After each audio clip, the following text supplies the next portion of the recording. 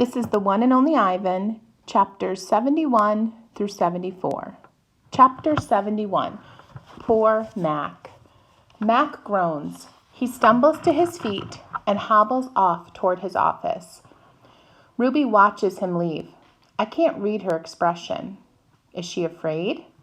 Relieved? Proud? When Mac is gone, George and Julia lead Ruby from the ring. "It's okay, baby. It's okay," Julia says, stroking Ruby's head. They settle Ruby in her domain and make sure she has fresh water and food. Before long, Ruby is dozing. "Dad?" Julia asks as George locks Ruby's iron door. "Do you think Mac would ever hurt Ruby?" "I don't think so, Jules," George says. "At least I hope not. Maybe we could call someone." George scratches his chin. "I wish I could help Ruby, but I don't know how. I mean, who would I call? The elephant cops? Besides," George looks down, "I need this job, Jules. We need this job. Your mom, the doctor bills." He kisses the top of Julia's head. "Back to work, you and me both." Julia sighs and reaches for her backpack. She removes a piece of paper, a bottle of water, and a small metal box. "Homework first," George says, wagging a finger. "Then you can paint." "It's for art class," Julia explains. "We're doing watercolors. I'm going to paint Ruby." George smiles. "All right then. Just don't forget your spelling."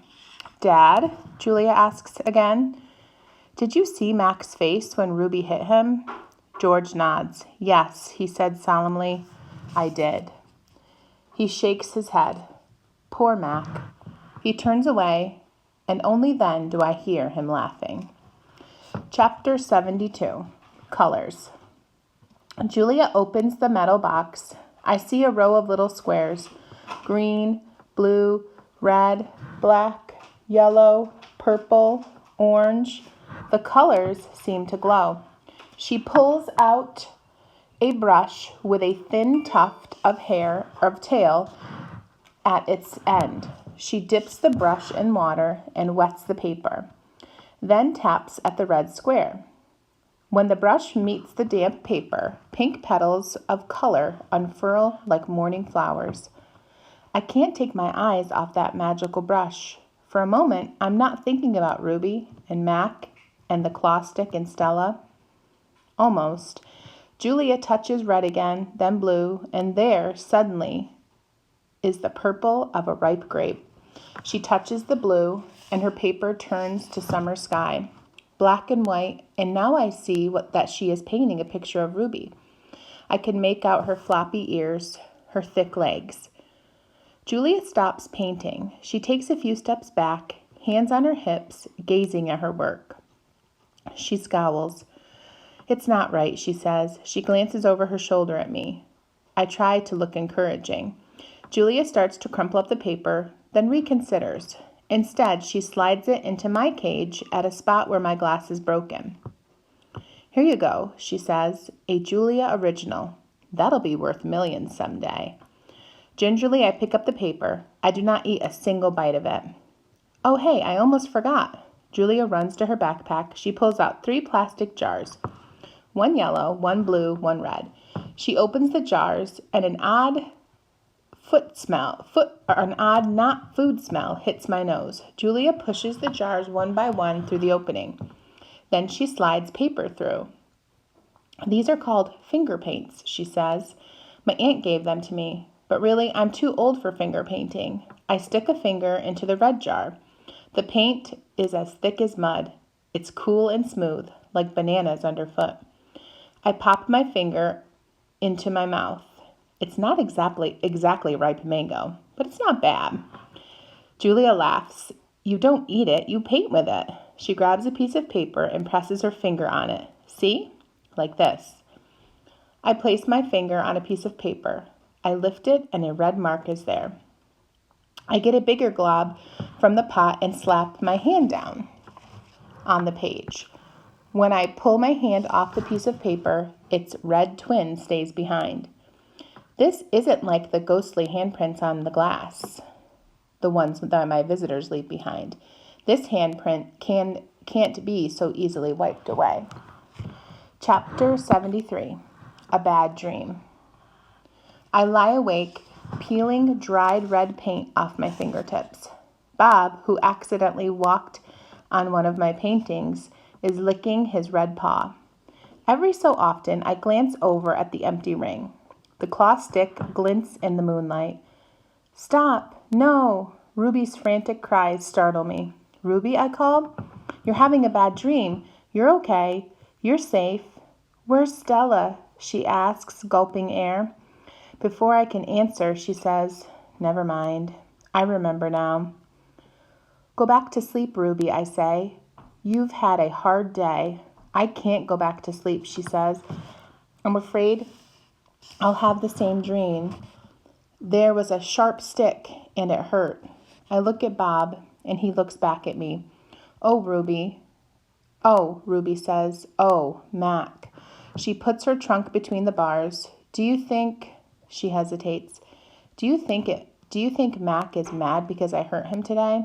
I consider lying, but gorillas are terrible liars. "Probably," I finally say. "He ran away after that," Ruby says. Bob gives a scornful laugh. "Crawled away is more like it." We are quiet for a while. Branches claw at the roof. A light rain drums. One of the parrots murmurs something in her sleep. Ruby breaks the silence. "Ivan, I smell something funny." "He can't help it," Bob says. "I believe she's referring to the finger paints Julia gave me," I say. "What are finger paints?" Ruby asks. "Well, you make a picture with them," I explain. "Could you make a picture of me?" "Maybe someday. I remember Julia's picture, the one that will be worth $1 million. I hold it up to the glass. Look, it's you. Julia made it." "It's hard to see," Ruby says. "There's not much moonlight. Why do I have 2 trunks?" I examine the picture. "Those are your feet. Why do I have 2 feet?" "That's called artistic license," Bob says. Ruby sighs. "Could you tell me another story?" She asks. "I don't think I will ever be able to go back to sleep." "I told you all I can remember," I say with a helpless shrug. "Then tell me a new story," she says. "Make something up."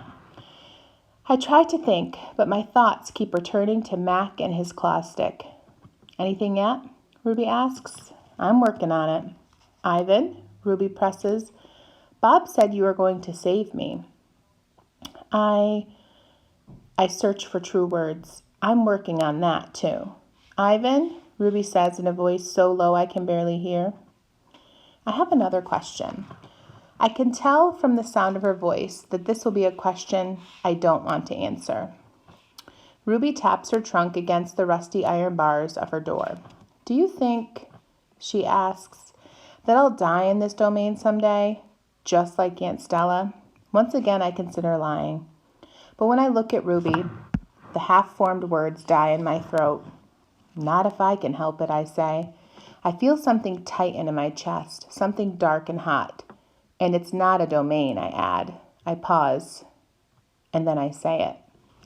It's a cage. Chapter 74, The Story. I look at the ring, layered with fresh sawdust. I look at the sky, at the half-hidden moon. "I just thought of a story," I say. Is it a made-up story or a true one? "True one," Ruby asks. "True," I say. "I hope." Ruby leans against the bars. Her eyes hold the pale moon in them, the way a still pond holds stars. "Once upon a time," I say, "there was a baby elephant. She was smart and brave, and she needed to go to a place called a zoo." "What's a zoo?" Ruby asks. "A zoo, Ruby, is a place where humans make amends. A zoo is a place where humans care for animals and keep them safe." "Did the baby elephant get to the zoo?" Ruby asks softly. I don't answer right away. "Yes," I say at last. "How did she get there?" Ruby asks. "She had a friend," I say. "A friend who made a promise."